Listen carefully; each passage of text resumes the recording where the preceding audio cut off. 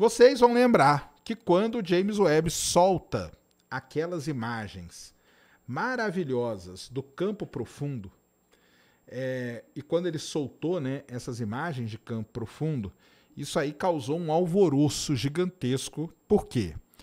Algumas pessoas, ao verem a imagem com os seus olhos, tá, falaram que, olha só que interessante, essas galáxias aqui, lá no início do universo, elas são muito parecidas com as galáxias de agora. Tá? Muito bem. O que eu sempre falei para vocês? Não, pessoal. As galáxias no início do universo, elas são muito diferentes. As galáxias de agora, as galáxias que a gente vê no universo atual, galáxias espirais, galáxias elípticas, elas são galáxias resultado de uma evolução. Elas são resultado de uma evolução. Elas são resultado de interações da galáxia com o ambiente, com outras galáxias, e isso que faz com que elas sejam ou galáxias espirais ou galáxias elípticas. Lá no início do universo, não tem galáxia espiral e elíptica, não existe, porque essas galáxias precisam de um tempo até chegar naquele nível de maturação, podemos dizer assim, da galáxia. Beleza? Então, essa é uma coisa. Mas não adianta eu falar o que tem que acontecer. Temos que ir lá e provar e calcular. Muito bem. Então, o Cris vai estar colocando aí na tela para vocês um artigo. Nós vamos deixar tudo que a gente coloca aqui, fica lá na NV99, num lugar chamado Links Úteis. Tá? Vocês entram lá e baixam. Eu troquei. Esses do News, eu coloquei num lugar específico do lado de Links Úteis, tá? CSF News. Boa. Eu confundi com os episódios normais. Tá. Aí para dar uma diferenciadinha, mas tá do ladinho do Links Úteis lá. Então tem Links Úteis, do lado tem CSF News, que é o Ciência Sem Fim News, ali vai ter esses links todos. Então, tem um artigo que está aí na tela para vocês, que são, o artigo chama-se Galáxias Going Bananas, né? Então, inferindo a geometria 3D de galáxias de alto redshift com os dados do CEERS, que é um grande projeto, Cosmic Evolution Early Release Science, tá? E JWST, que é o James Webb. Então, o que é isso? Inferindo a geometria tridimensional de galáxias com alto redshift. Então, vamos traduzir isso para vocês. O que seria um alto redshift?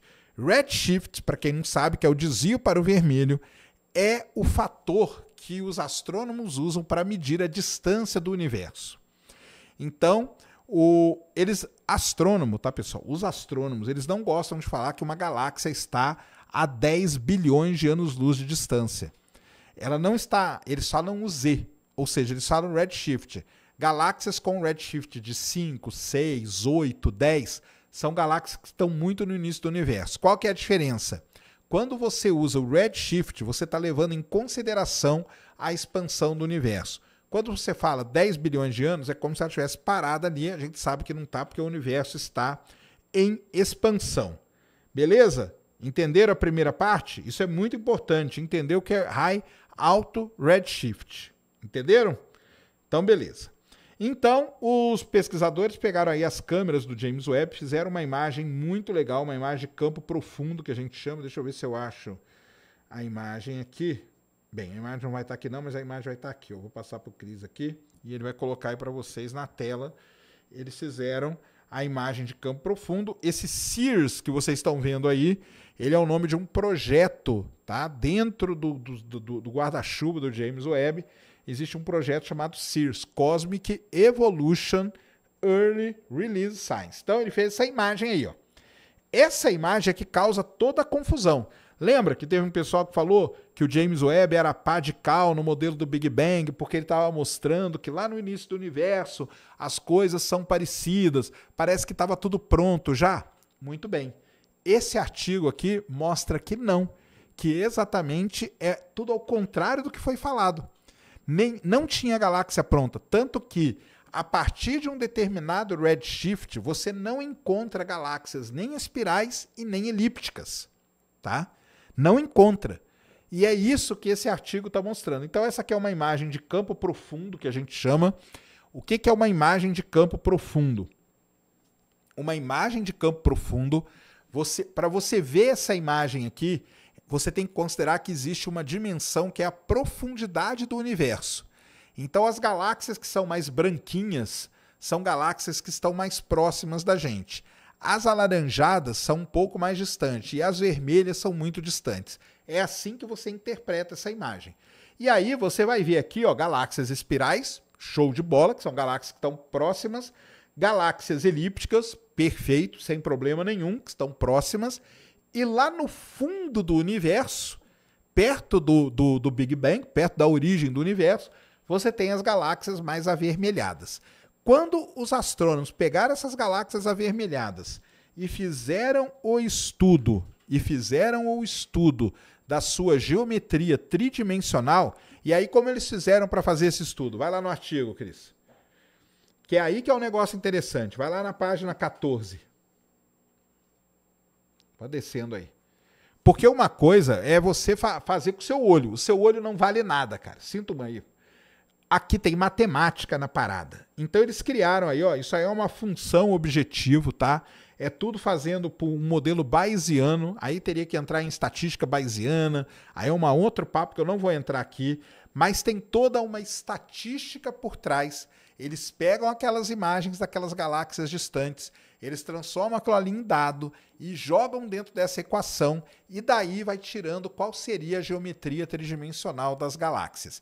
Eles chegaram à conclusão que lá no início do universo, as galáxias são muito alongadinhas, lembrando prancha de surf, ou elas são muito uma bola de vôlei, que eles chamaram, tá? de analogia, ou elas são ovaladas, tá? Então, isso é uma primeira coisa que esse artigo mostra. Segunda coisa muito importante agora, prestem muita atenção que eu vou falar. Muito importante. A massa, se a galáxia... Lembra que o pessoal falou que a imagem, que o James Webb era pá de cal. Acabou para o Big Bang, porque mostrou que as galáxias estão tudo prontas. Não estão. Não estão. Não só em forma, mas principalmente como massa.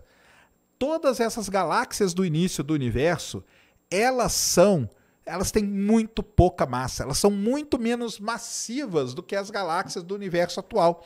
Isso aí é meio óbvio, né? Isso é meio óbvio. Isso é meio óbvio. Tá? Por que é meio óbvio? Porque lá no início do universo você tinha sementes, aquelas galáxias seminais, que depois foram dando origem às galáxias maiores que a gente tem hoje. Galáxias mais desenvolvidas, galáxias mais estruturadas, sejam elas elípticas ou sejam elas espirais. Beleza? Então está aí o James Webb mostrando que está tudo de acordo com o que a gente sempre observou. Não é só o James Webb que observou isso. O Hubble, na famosa imagem do campo profundo do Hubble de 1995, já mostrava isso também. Só que agora as técnicas foram melhor desenvolvidas, o James Webb vê mais longe, mas ele mostrou então que no início do universo nós não temos nem galáxias espirais, nem galáxias elípticas, e as galáxias têm muito menos massa do que as galáxias atuais. Ou seja, não é pá de cal em nada. O James Webb não é pá de cal no modelo do Big Bang. O problema é que ninguém vai vir falar desse artigo. Esse artigo aqui, você só vê aqui no Ciência Sem Fim News. Beleza? Então, esse aqui é o lance. Então, perguntando do emblema, né? Não temos emblema, tá? Nós não vamos ter emblema no Ciência Sem Fim News, cara. Por quê? Porque o emblema, ele demora algum tempinho ali para ficar pronto, alguns dias. E aí não daria, né? Eu teria que saber que notícia que ia falar. Tá bom? Beleza? Entenderam, então? Entenderam? Você não pode, com o seu olho, olhar para aquela imagem e falar, olha aqui, ó, como tá tudo igual, como tá tudo elíptico. Você tem que pegar, medir o espectro primeiro, para saber a distância. Primeira coisa é essa. Você faz... O James Webb ele faz alguns estudos, tá, pessoal? O primeiro deles é fotometria, que é imagem. Aí você olha a imagem, você pode até falar, pela imagem isso aqui tá parecido com isso. Não tem problema nenhum. Aí você faz a espectrometria, Pela espectrometria, você calcula o redshift, que é o Z.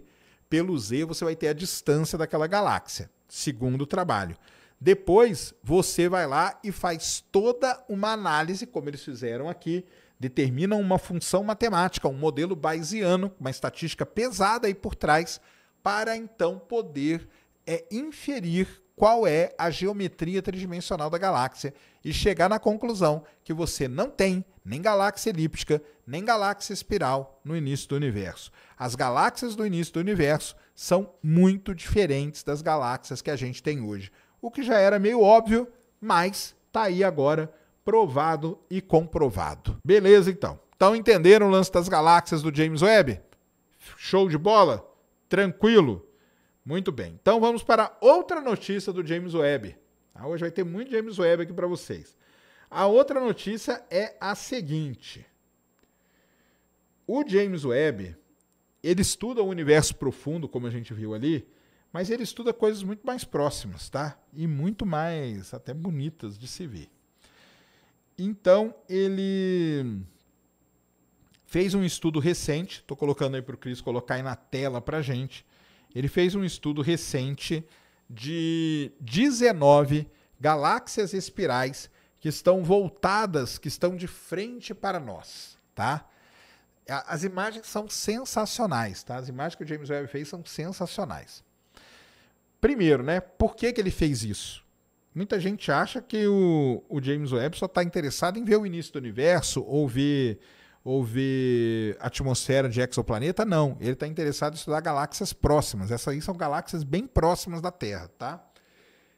Por que ele está estudando isso? Porque, primeiro, né, a Via Láctea seria uma galáxia espiral, barrada, com uma barra de estrelas no meio. Como que a Via Láctea surgiu? Como que ela evolui? Como ela vive? É difícil da gente ter essa noção porque a gente está dentro da galáxia. Então a gente olha para galáxias que são parecidas com a nossa e a gente tenta entender o que está acontecendo lá. E ao descobrir o que acontece lá, a gente coloca no nosso ponto de vista. É isso que os astrônomos fazem e por isso que o James Webb foi apontado para 19 galáxias espirais. Viu coisas muito interessantes, então ali no núcleo, né, como a gente já sabia, estão as estrelas mais velhas, e eu acho que eu falei, me cobraram aqui, que eu acho que eu falei uma coisa errada no meu vídeo, tá? Sobre isso, vou tentar explicar. Porque eu falei que as estrelas nasciam no meio e iam migrando para os braços, então no braço era para ter estrela mais velha do que no meio. Beleza, aí é mesmo, e está totalmente errado, tá? Porque é o seguinte... As estrelas mais velhas, elas se acumulam no centro da galáxia, porque ali, ó, elas foram formadas há muito, muito tempo, e o gás e a poeira vai sendo jogado para os braços espirais, onde estrelas mais novas vão se formando. Acho que deu para entender melhor agora, né? Tá? Então, o James Webb faz isso. E uma coisa muito interessante que ele descobriu, deixa eu ver se eu acho uma imagem aqui para colocar, estudando essas galáxias aí, ele descobriu um negócio espetacular, galera. Espetacular mesmo. O que ele descobriu? Ele descobriu uns buracos. Dentro das galáxias. E esses buracos... essa aqui vai dar para ver legal. E aí, o que seriam esses buracos? Você vai ver que tem uns buracos mesmo. É um buracão. Parece que não tem nada. E aí eles chegaram à conclusão, sabe o que é?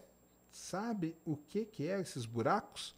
São estrelas gigantes, né? Quer ver, ó, Cris? Coloca essa imagem aí, ó, que eu vou colocar aí, ó. Então você vai ver nessa imagem aí uma galáxia espiral e no meio ali da galáxia, ó, tá vendo? Tá cheio de buraco. Pode ampliar aí, pode clicar no maisinho aí para ampliar. Vai ficar grandona, não tem problema não. Aí. Pode deixar grandona. Aí sobe aí um pouquinho o cursor aí. Você vai ver aí, ó, que tem esses buracos aí. Tá vendo esses buracos? Então, o que seriam esses buracos? Esses buracos seriam locais onde supernovas explodiram. E aí, quando elas explodiram, elas varreram o gás e a poeira dali e ficou esse buraco. Tá vendo? Então, isso foi uma descoberta que o James Webb fez estudando essas 19 galáxias espirais. Para isso que ele fez um trabalho assim realmente sensacional, além de ser um trabalho bonito, né? Porque as galáxias são muito bonitas, também um trabalho com muito interesse científico, que é você entender esses buracos onde se formaram supernovas e entender a distribuição do gás e da poeira nas galáxias, porque o James Webb, operando no infravermelho, ele consegue penetrar no gás e na poeira, e assim você tem uma ideia de como essas galáxias se formaram, como que essas galáxias evoluem com o passar do tempo do universo. Tá bom? Então tá aí, ó, mais uma notícia aí, fresquinha, legal, do telescópio espacial James Webb para vocês. Show? Até aí tá tranquilo? Como eles conseguem saber disso? Boa, Renato fez uma excelente pergunta. Cara, então como que eles conseguem saber? Eles estudam, né? Eles estudam. Então, dentro da astronomia, Renato, e para todo mundo, acontece a seguinte situação, cara.